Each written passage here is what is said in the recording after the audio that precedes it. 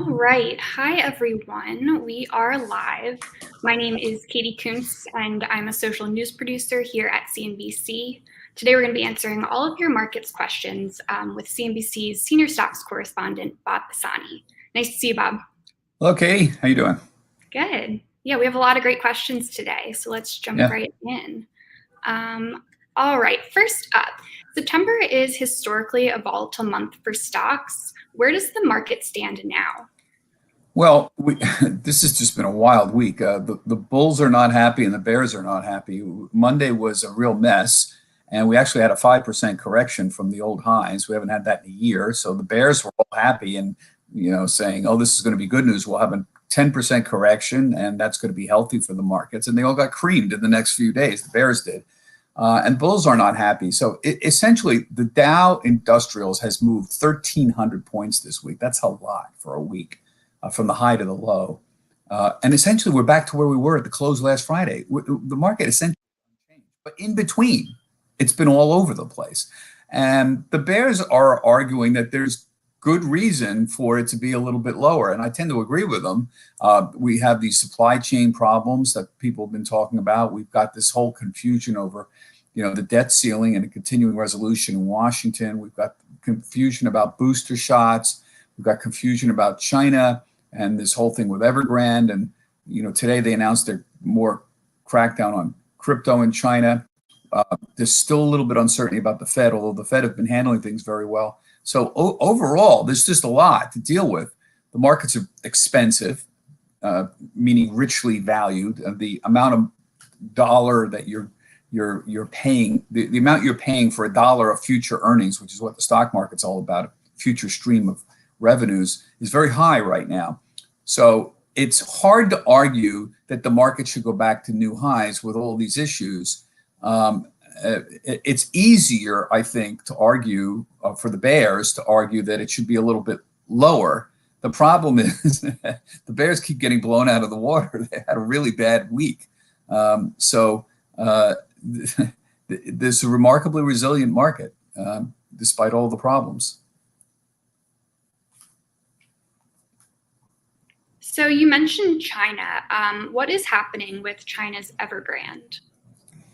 Well, this is a bit of a mess, and part of the mess is it's very opaque, meaning it's very hard for us to figure out what's going on there. So in theory, this is a big property developer. I think it's the third biggest property developer. The only real hard statistics we have, and we don't have a lot, is that it's got a huge amount of debt, like 300 billion. Now, that's a big number, even by global standards. So they have issued a lot of debt that people have bought, not just in China, but around the world. High yield debt. High yield debt pays more interest rate because it's riskier. And here you're seeing, well, it's really risky. And even U.S. investors can invest in some of this high yield debt through some of these exchange traded funds. So there's two things going on. One is, what exactly is going on with the company? Is it going to be solvent? Are they going to be able to pay all their debts? And the second is, how much contagion is there, not only to China, but to the rest of the world, including, if anything, the United States. So it's not clear. One thing that's very clear is the Chinese government, forget the fact that they're cracking down on everybody. They have a legitimate reason to be concerned about the property development situation.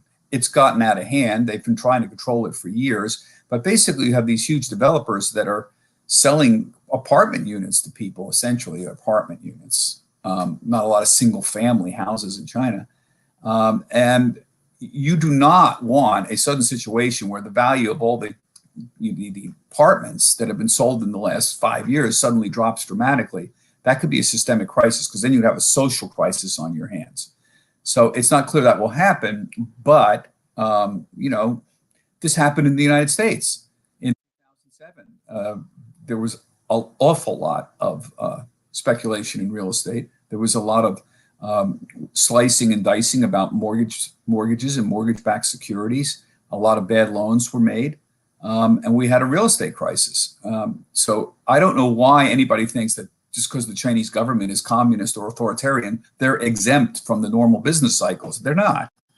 So they're very aware of that, and I think they're very worried, and they should be very worried. Normally what happens with the Chinese in these things is they muddle through and they make things quietly go away. This happened with another big insurance company, Anbang.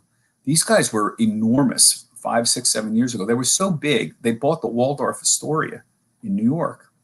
And eventually, the debt and everything got so ridiculous that essentially the Chinese government stepped in, and the people sort of quietly disappeared or went to jail, and the companies were largely controlled by the Chinese government.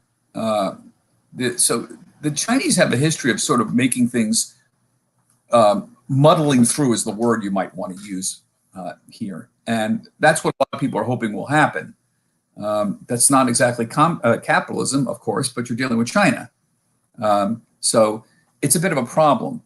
I think if you had to make a bet on just talking about Evergrande, the same thing will happen. They will quietly force Evergrande to sell off parts of the business at reduced prices. Some people will take a hit. Some people might even go to jail from Evergrande. We don't know, but that's a possibility. These people are very well connected, but still they're not completely insulated, and they'll just muddle through. I keep using this word muddle through. They'll find a way without having the Chinese government directly take them over. They'll go to other people, extend loans to them, sell off pieces of properties, and try to muddle through. That's the normal response here. What they don't want is what's called a systemic crisis, where all of a sudden property values drop, and then all of these poor middle-class people who bought apartments start, showing up at the local city hall saying, what the hell is going on? So it's not an easy thing for them to manage right now. But, high debt levels can be a problem for everybody. So given everything that we're seeing in China right now, should people be investing in Chinese stocks? That is a tough question. Professional investors are debating that right now. And I think the short answer, and I agree with them, is it depends on your risk tolerance. What we know is that when you invest in stocks, there are risks for all of this. Normally, you get higher returns on stocks than bonds. Why? Well, because there's more risk. That's why. So when you think of why you invest in stocks, what could go wrong? The company could go bankrupt. The management could be incompetent. The business they're in could go south, just through no fault of their own. There are regulatory risks associated with even investing in the United States. There's tax risks. There's environmental risks, political risks. There's all sorts of risks. In China now, what we're realizing is that the risks that you have normally with investing in stocks, there's one or two kinds of risks that are much higher. Political and regulatory risk are much higher. So look, the Chinese have stepped into the education business and tried to regulate that essentially. The value of those education stocks have dropped. That's regulatory risk. And I think investors are realizing that the regulatory risk is a lot higher than people anticipated with China. So the question is China a separate asset class? Because of the increased regulatory and political risk, is it really a separate asset class than the rest of the world? We have to consider it differently than the US or Europe or Latin America. And I don't know the answer to that, but that's what's being debated. So we used to have the situation where people were investing globally now, largely through exchange-traded funds, ETFs, and you can buy into these funds, and they have, weightings towards the countries based on what their market capitalization is. So if China's 5% of the world stock market capitalization, you'd have 5% weighting in some of these. Or if you want to invest in, an emerging market fund in Asia, China's about 40%. And you can do that through an ETF simply in an afternoon. Now, there's a lot of debate amongst investment professionals of whether or not that's the right way to do it. Should we just invest by market capitalization? Well, political risk is higher. Maybe we should have a different way of looking at it. So it's not clear, and I can't tell anybody to do what to do directly. I can just describe the parameters of the debate. So when I talk to certain people like value investors, they're just looking to buy stuff cheap. They don't care about debating about whether China is going to turn completely communist or not. They don't care. They're only interested in whether it's cheap. And value investors will say, okay, if the future stream of earnings, if the PE ratio of the Shanghai Stock Exchange is 14, that's cheap.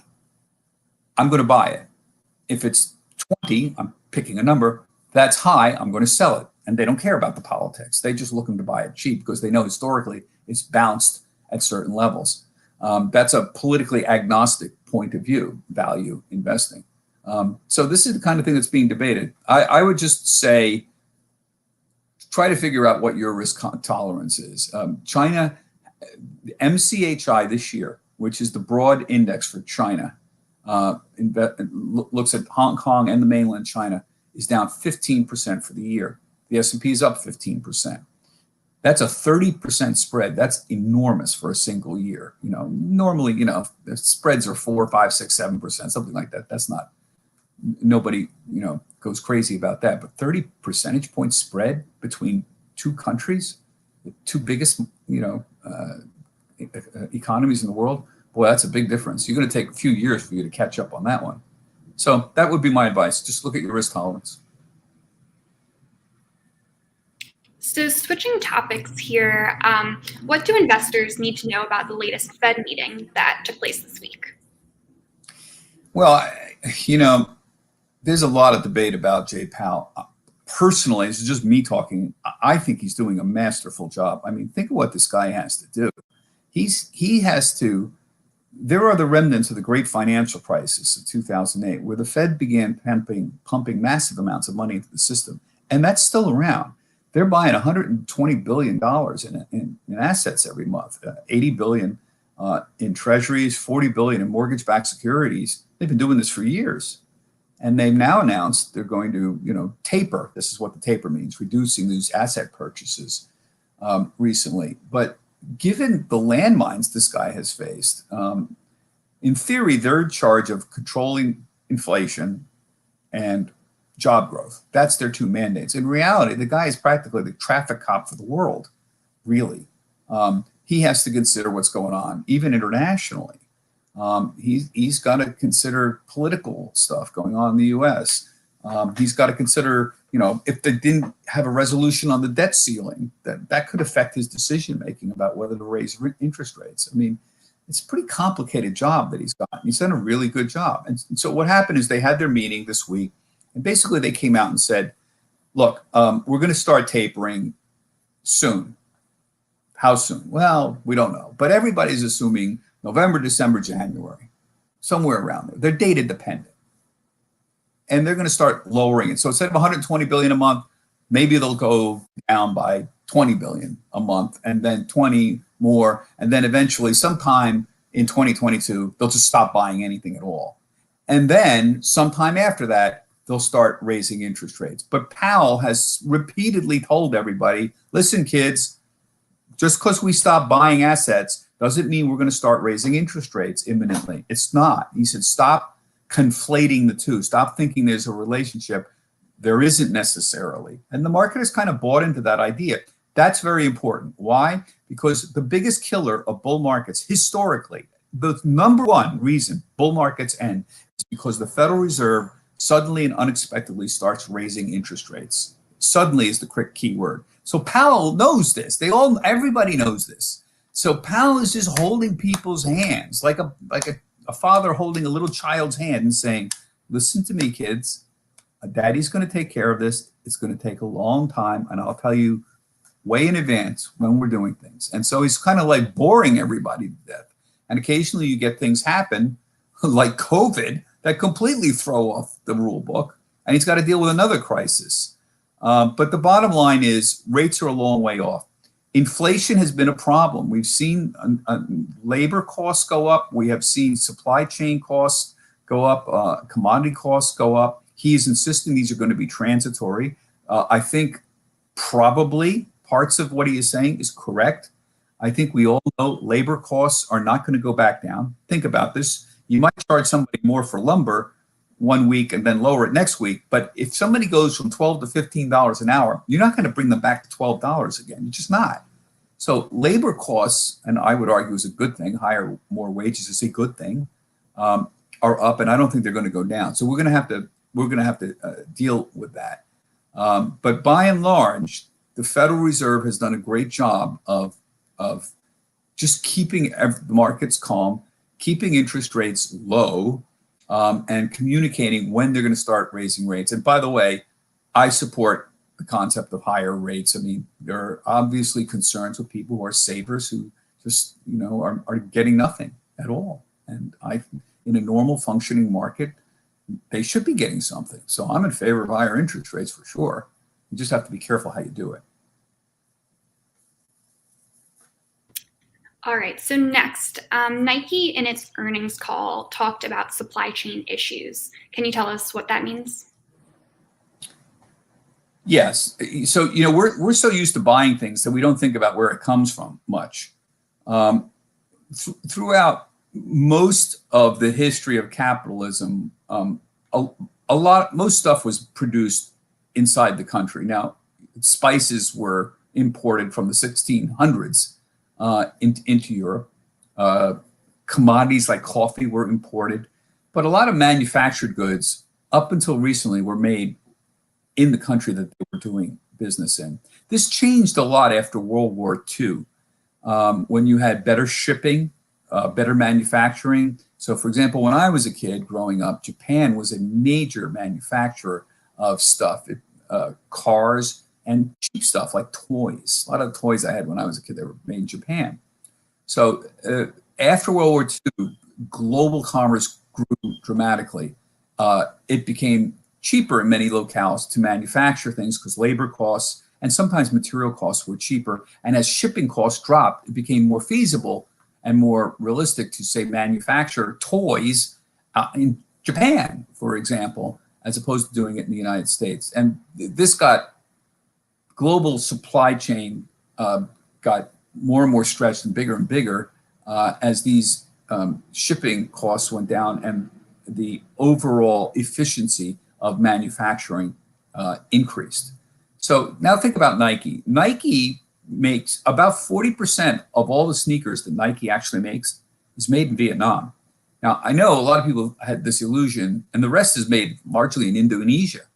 I know people think like Nike sneakers are made in China, but that hasn't been true for a long time. Nike left there a long time ago. Why are they in Vietnam over, say, China? Because Vietnam is a lower cost producer than China is now. The Chinese have been demanding wage increases. They're like us. They're not stupid. They're not going to work for nothing. And a long time ago, they did. Now they've been demanding higher wages. So they left. They went to Vietnam. Wages are lower. These are global companies that look for the most efficient way to produce things. And Nike has been working on automating the whole process and reducing labor costs. So the bottom line is this. Vietnam and Indonesia, where most of the sneakers are made from China,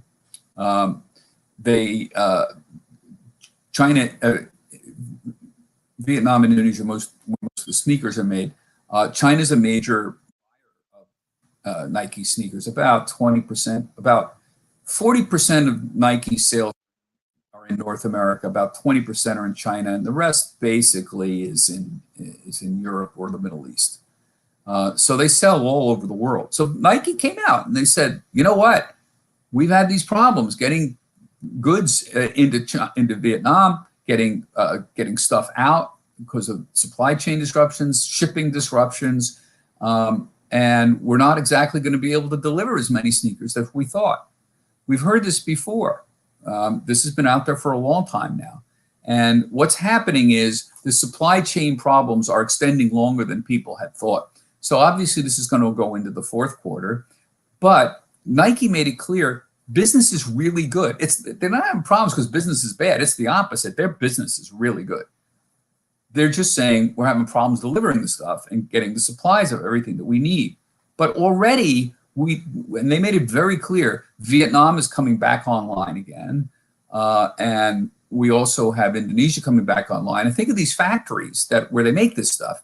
They've had COVID problems in the factories too. It's not ship the stuff or get the goods. There's been factory shutdowns. So we're so used to just going to the store and thinking magically stuff appears. This is a global pandemic. People working in the factories all over the world are getting sick. So none of this is shocking. It's just the problem is this COVID variant keeps showing up and you get new waves of infection. And that's affecting all these supply chains. That's really what's going on. That's why you need vaccinations, you need ongoing medical research, you need, to be cautious and mask wearing and things like that to sort of eventually we're going to win against this thing, I believe, and I think we're heading in that direction already. But you see what's going on here. Nike's a very good example of what's COVID is doing to the world supply chains.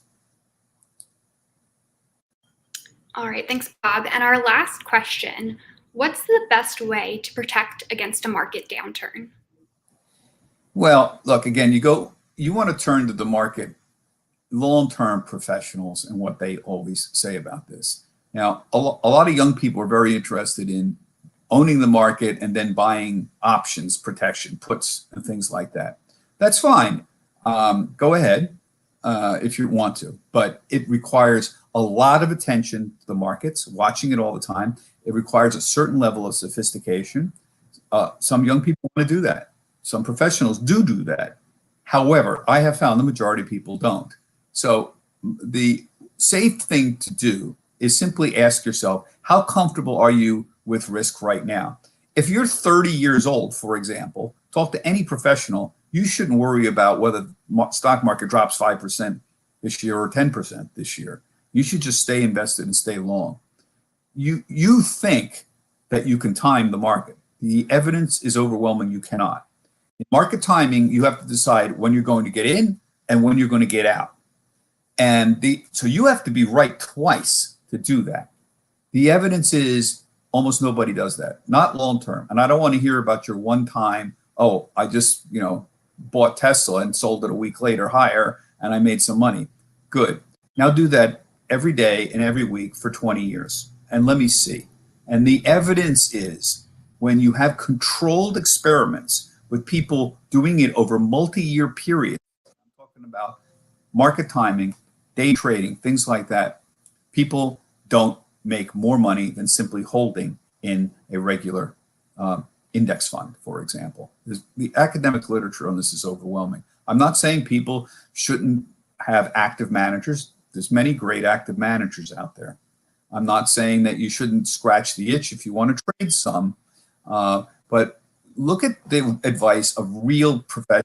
The biggest influence on me was Jack Bogle, the founder of Vanguard, and was a big proponent of buying indexes like the S&P 500 and holding them, but he had active managers too. And he said, we look for people who try to outperform, but he recognized that most of them do not. And he was very, very strict about this, but he recognized some people want to trade, and he knew that. Yet he's scratching the itch, he called it.